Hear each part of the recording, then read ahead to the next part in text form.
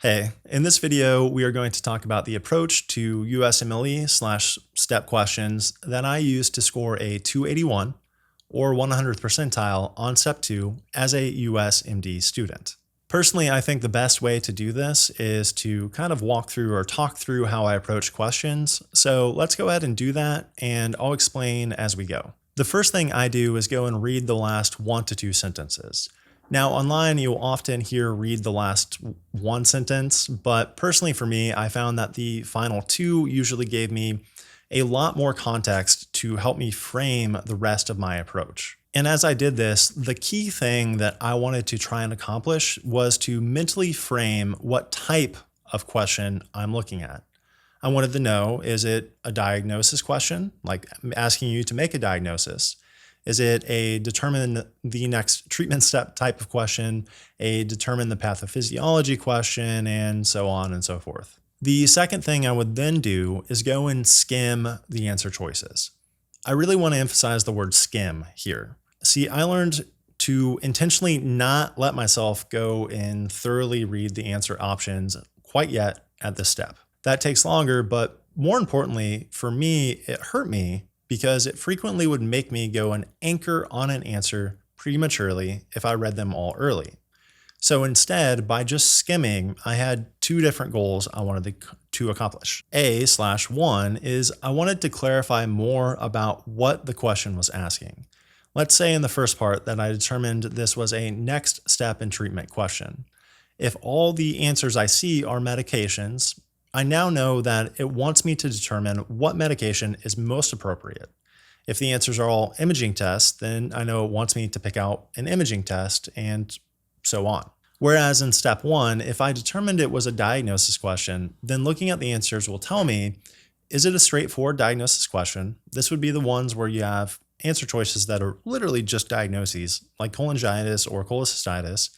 Or is it a more complex second-order diagnosis plus pathophysiology question, where your answer choices are things like obliteration of X duct, and it's an embryology thing, or antibodies against some weird, obscure enzyme? B, or part 2, is after I've further clarified the question type and the subtype, I can now make a brief mental note of what things I need to pay the most attention to when I actually go and read the question. For example, let's say it's a treatment question that's focused on medications.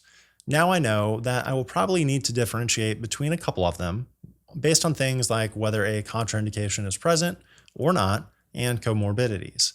So if we say it's a blood pressure question where I need to decide a blood pressure medication, then I know right off the bat I want to look for, does the patient have asthma? Because if they do, I probably want to go ahead and exclude beta blockers to start. And then the third thing I do is then I now go and actually read the question, because now I am primed and ready to know what components I want to look for. And I also know what I can probably ignore and only half read based upon the question type that we have and the answers that I've seen. And as I go through the question, I will highlight every single positive. And I really do mean like every single positive. This includes things like every abnormal lab value, every abnormal physical exam finding, every abnormal test result, and so on. And if it is a next step in treatment question, I will also often highlight or at least make a mental note of what has already been done in the management of the patient or case. And importantly, I will highlight whatever other things are relevant to the question type because, again, I already know what I am looking for from our initial skim. So if I see a contraindication to a drug, I will highlight it if it's relevant to the drugs that are in the answers. Really importantly, I also learned to not highlight negatives, like pertinent negatives, really at all.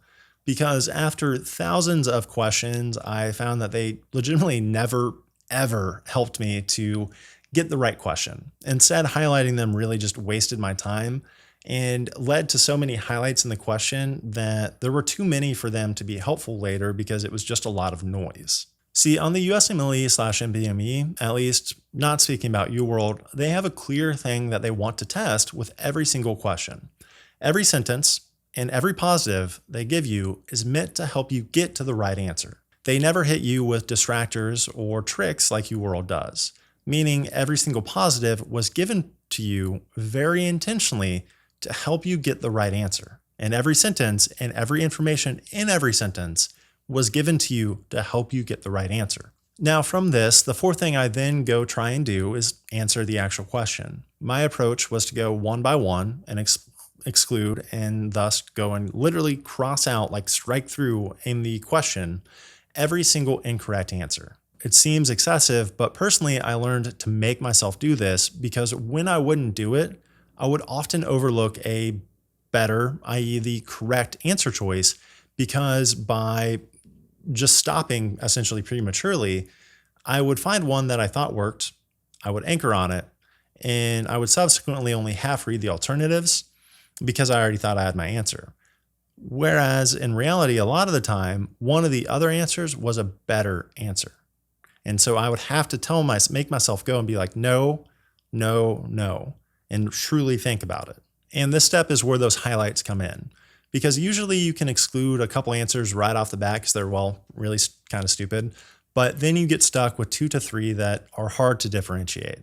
And this is where what we have highlighted is what the NBME or USMLE is giving us to let us further narrow down to the correct answer. Again, they give you these abnormal lab values, findings, whatever, for a reason. They are really never a distractor, unlike UWorld, which gives you a ton of random things to try and distract you.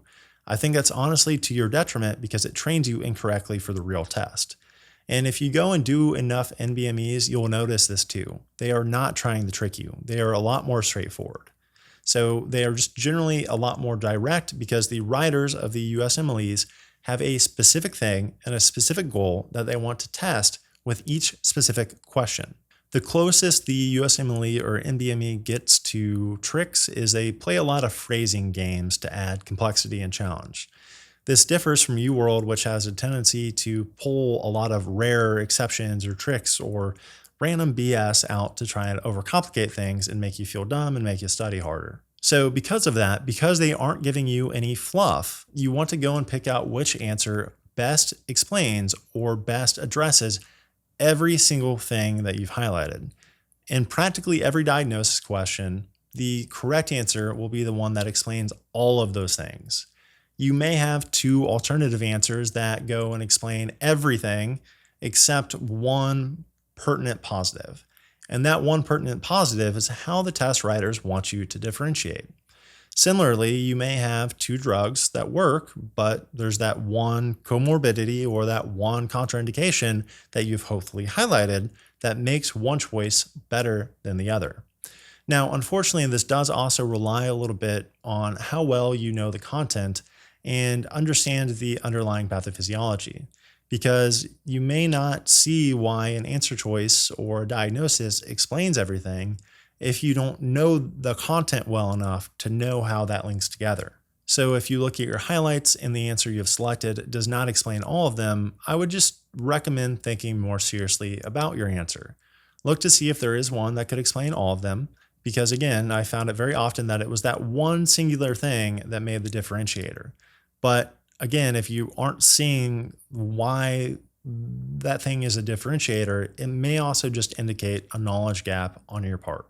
So with all this said, there is no universal best way to approach questions. It will depend on your existing knowledge base, how quickly you read, and so on. But this is what worked for me, and forcing myself to follow the systematic process helped a lot and helped me to largely eliminate the dumb mistakes I kept making. And I would argue that dumb mistakes are possibly the biggest differentiator between a high and a really high 100th percentile score, in addition to realistically luck.